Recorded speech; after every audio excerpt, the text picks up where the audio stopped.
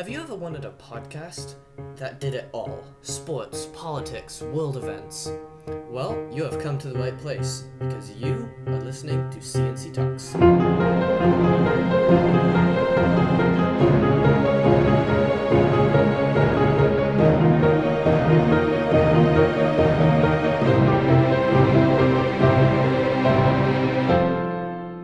Hello, I'm Colin, And I'm Charlie. and welcome to the C&C Talks podcast. It's episode 23 of season 2, and it's good, Charlie, to be back on a somewhat normal recording schedule for once. Yes, it is. And just a reminder, as we do every week, we release every Wednesday, and we talk about politics, world events, and sports. It is currently Monday, July 17th, 2023, at about 1 p.m. Pacific time. Yeah, and we'll start, as we always do, with some political news. It's been not too busy of a political week. One of the bigger stories is the National Defense Authorization Act, and we'll get to that in a minute, but we will start, Charlie, with the GOP primary, as the first primaries and caucuses now less than 6 months away. The Iowa caucuses for the GOP will be held on January 15th, a lot earlier than normal. And then the first Republican primary debate's going to be held next month. Yeah, they are, and the field is heating up as we haven't had any more entries, but the competition is getting closer. Trump still definitely, I think, in my opinion, has a significant lead, but I do think a couple other people are starting to close in a little bit. People like DeSantis are beginning to see if they can fix the early blunders that they've had in their campaign as we head towards the election next November. Yeah, I mean, and I don't think it's going too well for DeSantis. DeSantis just fired over a dozen staffers of his campaign in the last week. But is that going to change anything? If I was to guess, I'd say no. I think that the problem is more about the candidate and not necessarily his policies. They seem to be, at least in the Republican Party, they seem to be popular enough. The problem is that he is so socially awkward on stage during any of his events. You can just tell that, like, campaigning, it's just not natural to him. It does not make him look good. Yeah, it doesn't make him look good. However, he has been making a significant amount of money. He's raised about $20 million since mid-May. Trump has actually raised just slightly less than that. So it is interesting to see how much money DeSantis is pulling in and how much he is using, or will use, I imagine, to further forward his campaign. Yeah, and then obviously there's the rest of the pack, but they're just that, the rest of the pack. We're talking Tim Scott, Vivek Ramaswamy, Mike Pence, Nikki Haley, Chris Christie, Doug Burgum, all the others. And a lot of these candidates will probably qualify for the debate stage in late August. Chris Christie, especially notable because we expect him to go right after Trump, although Trump, it sounds like, will likely be skipping that August debate. We'll see if he participates in any of the debates, but as of now, seen as unlikely to make that first debate. But it'll be interesting to see if any of those candidates trailing well behind are able to make any type of headwinds in the debates, because they are well behind.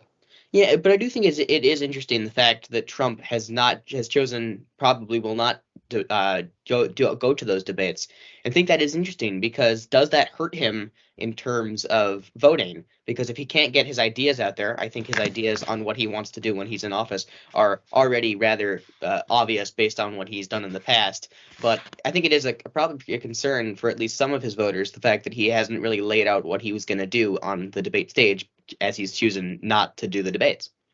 It's interesting. I think general election debates generally don't matter that much in terms of the race. I think that generally going into the general election debates, people already know who they're planning on voting for. It really doesn't swing many people. But primary debates are different, and especially with the Democratic debates, you can look at, I mean, just point to Elizabeth Warren in 2020 just slamming Bloomberg and basically ending his campaign when it was looking like he had a real outside shot back in February of 2020. Now, for Republican debates, Charlie, I'm not sure it'll matter quite as much as it does on the Democratic side, because the Republican Party is less about true policy ideas and more about all the culture war stuff. Yeah, but I do think it is also interesting to see that generally the Republicans tend to unify around a singular candidate, whereas the Democrats generally tend to be split among very many and only generally come together on election day or just before it. But it is interesting to see how many GOP candidates there are, and actually the fact that there's a lot of diversity within those candidates. However, they haven't pushed the fact that they have a lot of diversity because it's not what they're about. If this was the Democrats, I could definitely see them using that to their advantage to try to gain votes. However, the Republicans have been so against all of this diversity that they don't want to push that advantage that they could possibly have with some moderate voters. Yeah, that's actually a fascinating point that I hadn't even thought about, because you're right. I mean, the leading candidates, Trump, DeSantis, maybe Pence if he's in third, though he's well off. They're all white, but look further down the ballot, you've got Nikki Haley, a female person of color, Tim Scott, person of color, Vivek Ramaswamy, person of color, right? There's lots of candidates in there that come from a diverse background, and you're right, they are just not pushing that. Yeah, I expect that the primary will be a short one. I think that Trump will probably emerge as the clear favorite just a couple of states in, and that's probably what the Republicans want. They want to get it over with quickly so that they can all kind of coalesce behind a single candidate. They don't want a dirty, drawn-out fight. No, because that definitely will hurt their chances in 2024. So, yeah, and if you look, Charlie, real quick, if you look at Biden, on the other hand, right, Democrats very firmly behind him, as expected, given that he is the incumbent. He raised $72 million in the second quarter of 2023. That is a historic amount.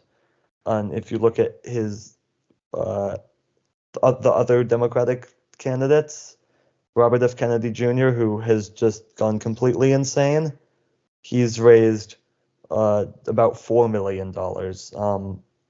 The other candidates combined less than $1 million. So I get that fundraising isn't the only thing that matters, but you can tell Biden clearly in control on the Democratic side. Indeed, he is. That 72 million figure is quite impressive. Yeah, let's move on now to the National Defense Authorization Act. Charlie, this is the big bill that Congress has to pass every year to fund the military. And of course, funding our military is important considering national defense and the fact that it looks like we are ever closer to becoming involved in another Cold War with China.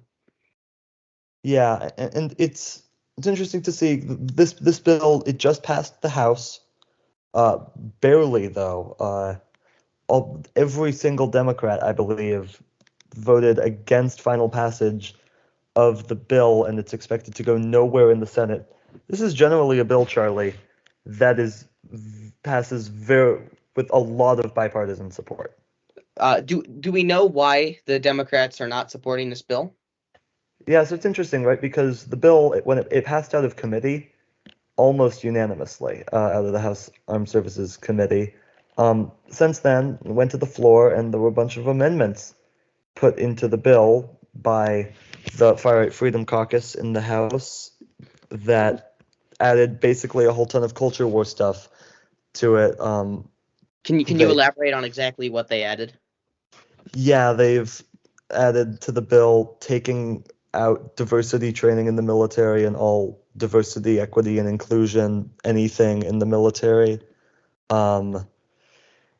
Taking out restricting access to people in the to abortions for military members, which is especially a big one because military members don't get to choose where they're stationed. So some people are stationed in states where abortion is limited, and in order to get one, they would have to leave the state. Limiting access to medical care for transgender troops. Whole lot of the Republicans' culture war stuff that they know that their base is just going to feed on, but ultimately has no chance of even getting to the president's desk, let alone him signing it. So if this bill does not pass, what does this mean for the U.S. military? Yeah, so they have a few months to pass it, and I imagine that some version of the bill will eventually get passed, but we'll see.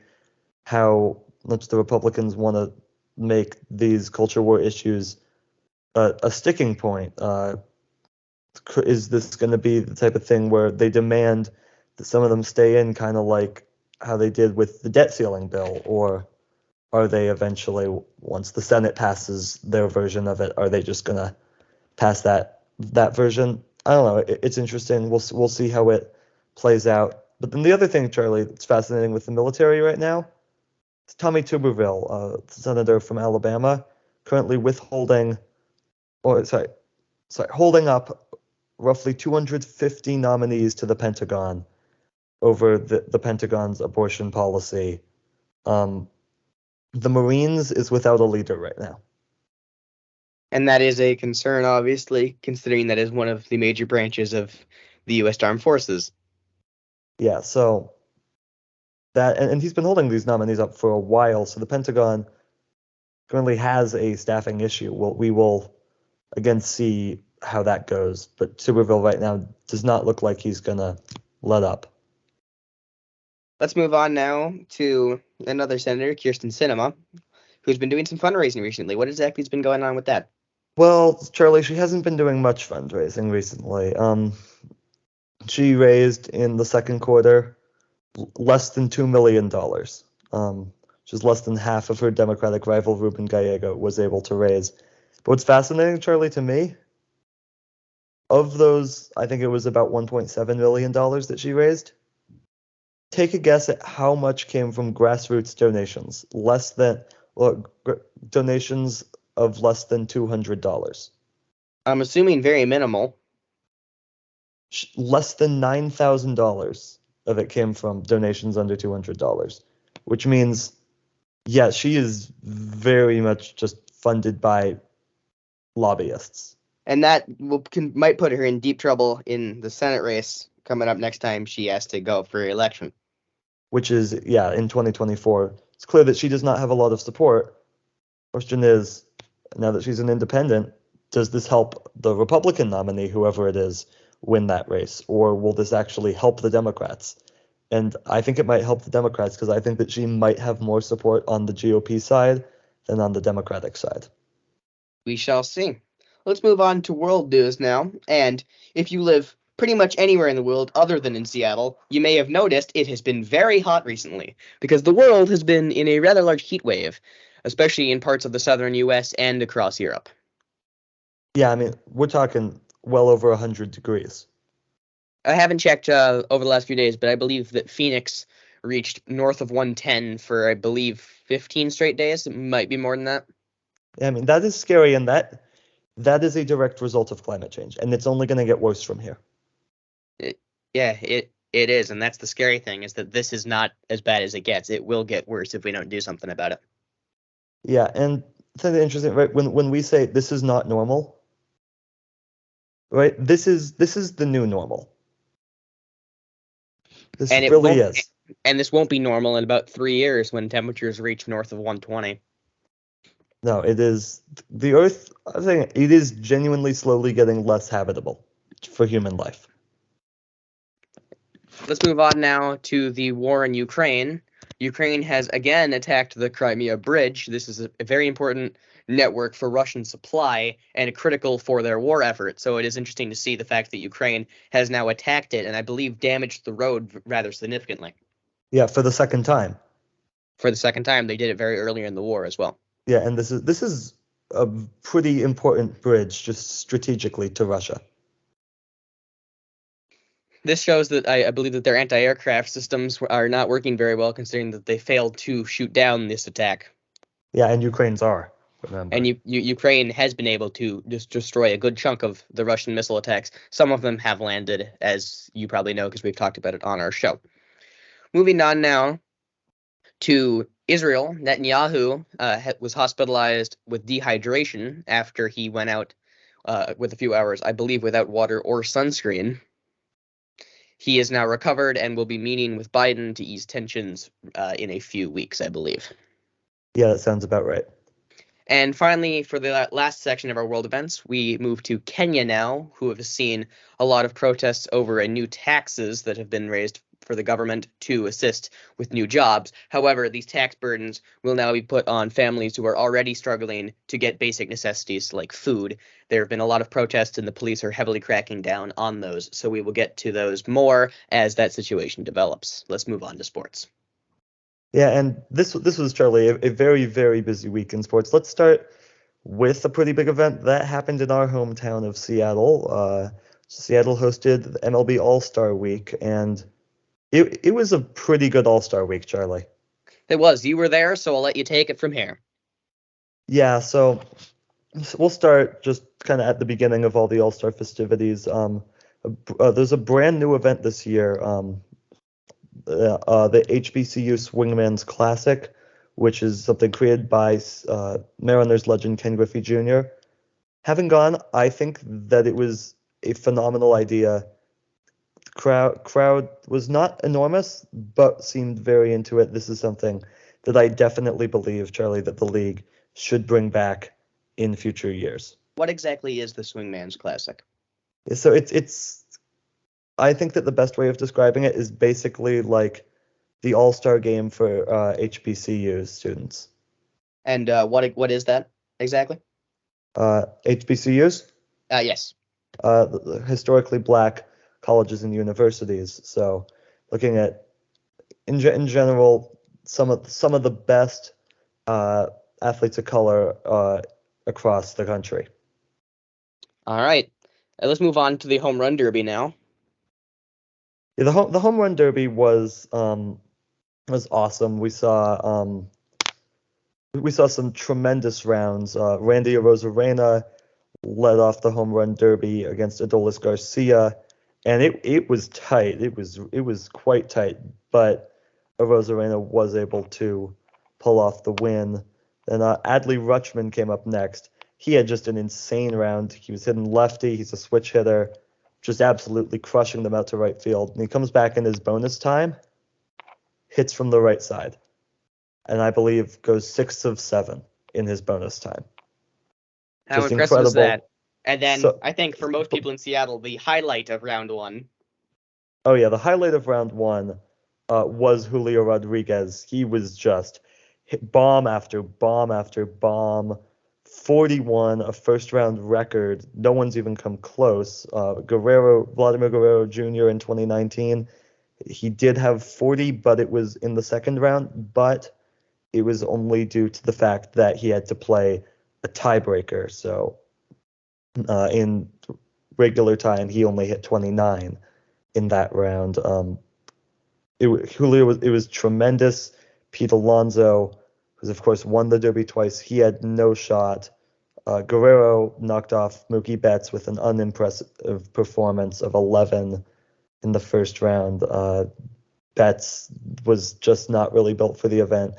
Luis Robert Jr., he did end up knocking off Rutschman in the first round, though he lost to Arozarena in the second round. Arozarena, 35 in the second round, insanely impressive. Julio just out of gas. He only hit 20, and Guerrero went on to the finals, and he won for the first time. He came awfully close in 2019 to winning it all, but this time he does win it all. He comes along with his father, the first father-son duo to ever win the Derby. All right, and what about the All-Star game itself? All-Star game itself, National League managed to snap the winning streak for the American League, which sat at 9. American League looking like they were winning it for a while, but then Felix Bautista comes in, gives up a 2-run homer to Elias Diaz, who ends up winning All-Star Game MVP. It got close at the end. Julio came up to the plate with a chance to walk it off.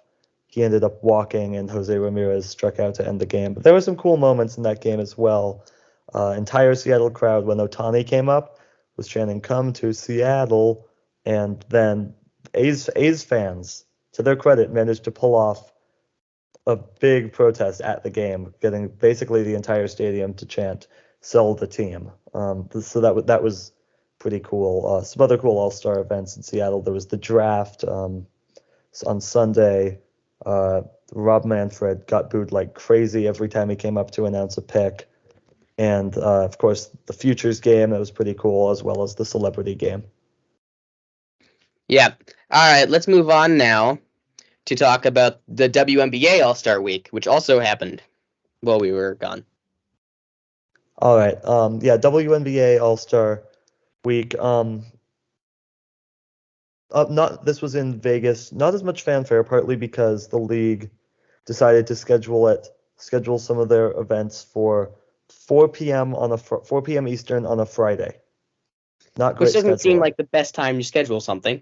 No, and this was mostly because ESPN instead wanted to air in primetime the NBA Summer League. I mean, the WNBA needs to find a network that actually cares.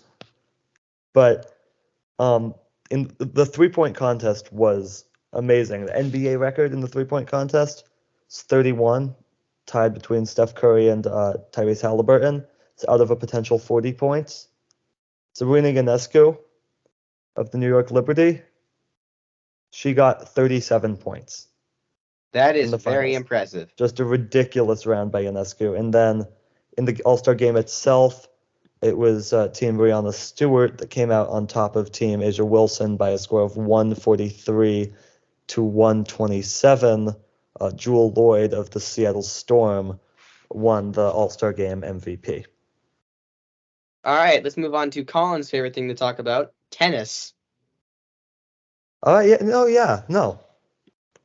It was Wimbledon the last 2 weeks, and it was a truly incredible tournament capped by an incredible finals, the battle of the generations between Carlos Alcaraz and Novak Djokovic. And Alcaraz finally dethrones the giant in a 5-set thriller that featured a 26-minute game at one point in the third set. Alcaraz getting his second title, and sky's the limit for the kid. On the women's side, Ons Jabeur comes close once again, but could not win. The women from the U.S., rough performance. Coco Gauff going out early, and lots of top women also going out early. We're talking Iga Swiatek, Sabalenka. It was a quite good tournament, hurt by just the sheer amount of rain delays throughout, but a great 2 weeks. I mean, it is England, so you have to expect rain at some point. Yes. Let's get to some previews of some things upcoming, the Women's World Cup and the NFL. Let's start with the Women's World Cup. Yeah, so that's coming up starting on Thursday, and the first match will be New Zealand and Norway, followed by Australia and Ireland, given that the New Zealand and Australia, 2 countries hosting this year's Women's World Cup. The United States, they play their first match Friday against Vietnam, then they'll also play Wednesday against the Netherlands, and their final group stage match will be on, I believe, the following Tuesday against Portugal, August 1st. So, Charlie, U.S. has won 2 straight. Can they win again? I think it is very possible, but we'll have to say. Yeah, I mean, their group, the Netherlands, I believe they beat them in the finals last World Cup. So that could be a competitive group there, but I think that they should still be able to advance out of the group. And from there, I think that they have a good shot. United States currently the favorites at plus 300 odds, England at plus 333, Germany at plus 500, Spain at plus 600, and France at plus 800. All right, let's move to the NFL preview for this year. I think we should just go by division by division, look at the teams and give our thoughts on them. So let's start with our team's division. Let's start with the NFC West. I think the 2 teams competing in that division are going to be Seattle and San Francisco. Correct me if I'm wrong. No, I think you're right, but I'd also watch out for a dark horse in that division, the Rams. I mean, we have to remember They won the Super Bowl a couple years ago, and they still have a lot of big pieces from that team if they can stay healthy. I get that that's an if, but if they stay healthy, that's still a very dangerous team. The Cardinals are irrelevant. Yeah. So who you taking in that division? I don't want to say it, but give me the 49ers. I will say it. Give me Seattle. I just think Seattle has a core that can stay together. I'm still concerned about San Francisco's quarterback room. Yeah. I'm gonna take Seattle. I think it's going to be very close. It may come down to the final few weeks of the season, but I think Seattle's going to eke it out. Yeah, I mean Seattle does have a great personnel group right now. Geno Smith, I think, primed for another great season. Their wide receivers are something special. Kenneth Walker, great running backs, great. And the O-line, I think, is improving, and the secondary. The Legion of Boom is back. It's the Legion of Boom 2.0, it feels like. And whether we'll really see them be great this year, hard to tell. They have a couple young guys, but at least in the next couple years, that's going to be a just amazing group. Yes, it will. Let's move to the AFC West now, and I think this one's pretty evident. It's the Chiefs. It's Kansas City again. Will they be as good as they were last year? Yes. I have my doubts. I think they might be a little bit. I think they will be a little bit worse because the teams in their division are getting better. Okay, but are the Broncos really getting better? I think the Broncos will still win against the Chiefs this year. So here's my thing about the Broncos, right? They've got a great head coach now. A great head coach can only get you so far, though. Yeah, considering the rest of your team is not great. Yeah, the Chargers, Brandon Staley is a terrible head coach. Yeah, they have the opposite. They have the opposite problem of the Broncos. They have so much talent, but just arguably the worst head coach in football. Yeah, I would agree with you that I think they might have the worst coach in football. So Chiefs. Do we need to talk about the Raiders? No, we don't. Okay. All right, and let's move to the Northern Division, starting with the NFC North. This is gonna be a close race. It really, really is. You have two teams that are gonna be quite good, and I think two teams that aren't gonna be as good as we think they will be. So, you ready for my pick? Yeah, I think we should both say it at the same time because I think we had the same pick. All right, the Lions. Yeah, I'm agreeing with you. Give me the Lions. The Vikings, they'll be good. The Vikings maybe a playoff team. The Vikings had a great season last year with a negative point differential. I don't trust them at all. Yeah, the Packers, probably irrelevant. The Bears, I think that this could be a good building year for the Bears. I don't think that they're there yet. Yeah, I agree. So let's look at their AFC counterparts. I'm assuming you have the Bengals. So this is one that I think have thought over for a while, okay? The Baltimore Ravens, Charlie. When Lamar Jackson, if Lamar Jackson stays healthy, and I get that that's a big if, and he probably won't, but let's not forget the last 2 years when Lamar Jackson went out with an injury, the Ravens were leading their division. Yeah, that's a fair point. The Bengals have started really slowly the last few years, but then really come flying back at the end. Yeah, and I think that this division is a lot more competitive now. I think that all four teams could be playoff teams. Really, you're putting Cleveland in there? I think that Cleveland could at least go 9-8.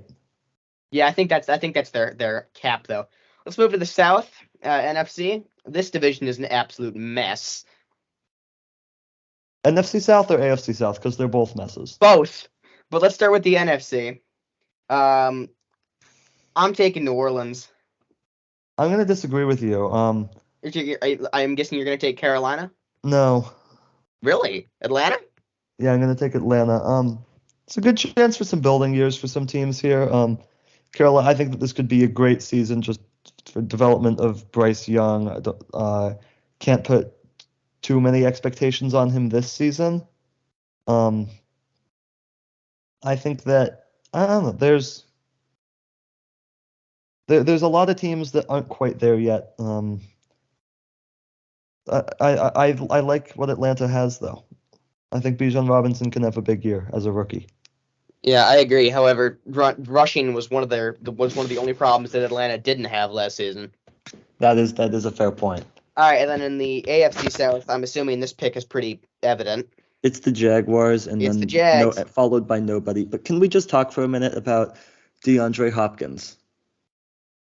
Signing with the Titans. Yeah, why? Do you want to ruin your career? Evidently, because that's what he's just done. It is so dumb as a quality receiver like he is to sign with that franchise. It's interesting to say that I believe he actually stated this himself, that he didn't want to play with quarterbacks that need development. So he goes to the team with the really old guy, with a really old guy who's not that good anymore, and then a rookie we'll see, and a second-year guy who wasn't great last year. Malik Willis is bad. We'll just say that. You don't need to say it wasn't great last year. He's bad. He could rebound. We'll see. Will Levis is probably not good, and Ryan Tannehill, why are you still there? He's washed.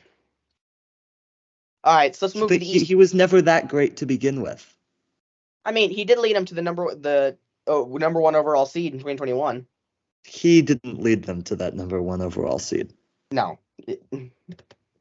That's fair. Let's move on to the East now, NFC East. I'm assuming you're going Philadelphia. Yeah, I'm going Philly, and I think Philly could be the best team in the league this year.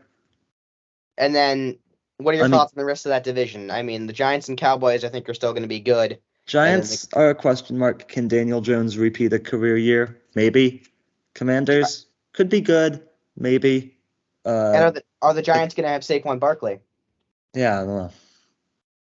The Cowboys. The Cowboys are good, but they have. The Cowboys are going to miss the playoffs this year. The Cowboys are good, but they have interception machine at quarterback. So.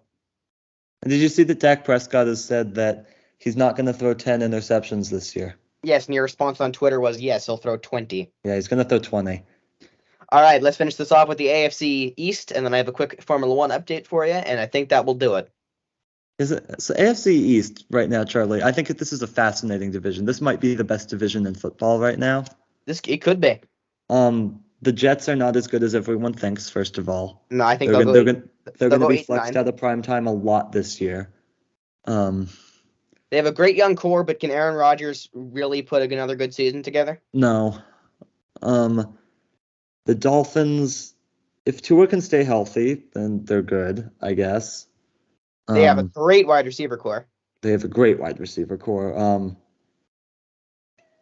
It pains me because there's so many question marks here, but I think I still have to go with the Bills. Yeah. Is anyone else from that division making the playoffs? Is what? What about New England? What are your thoughts on them?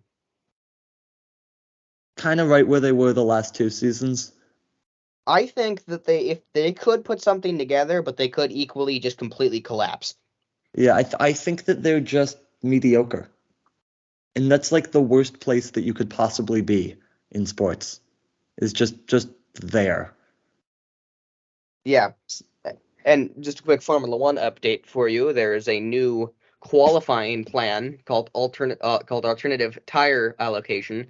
This new plan will have hard tires for Q1, medium tires for Q2, and soft tires for qualifying 3, rather than having soft tires for all 3 of them. This will allow for more soft tires in the race, which will allow for more variation in race strategy.